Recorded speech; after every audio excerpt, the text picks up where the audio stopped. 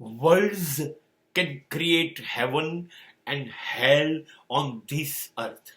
શબ્દોની માયાજા એટલી બધી ખતરનાક છે, એ ઈચ્છે ત્યારે આ પૃથ્વીને સ્વર્ગ અને નર્ક બનાવી શકે.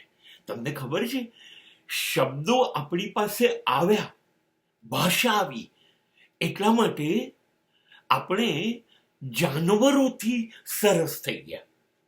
શબ્દો આવ્યા એટલે પશુથી આપણે વિકસિત છીએ. એ બોલી નથી શકતા, વિચારી નથી શકતા, લખી નથી શકતા, આપણે એ કરીએ છીએ, માટે આપણે પશુથી સરસ.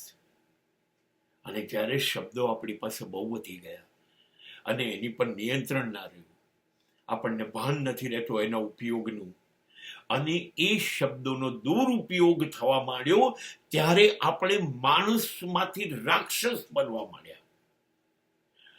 હવે શબ્દોએ આપણને શૈતાન બનાવી દીધા.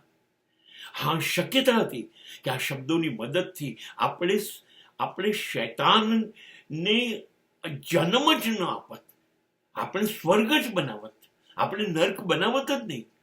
આપણા શબ્દો ઈશ્વરની શોધ માટે હતા, અથવા આપણું મૌન, શબ્દ શૂન્યતા ઈશ્વરને પકડી લાવત.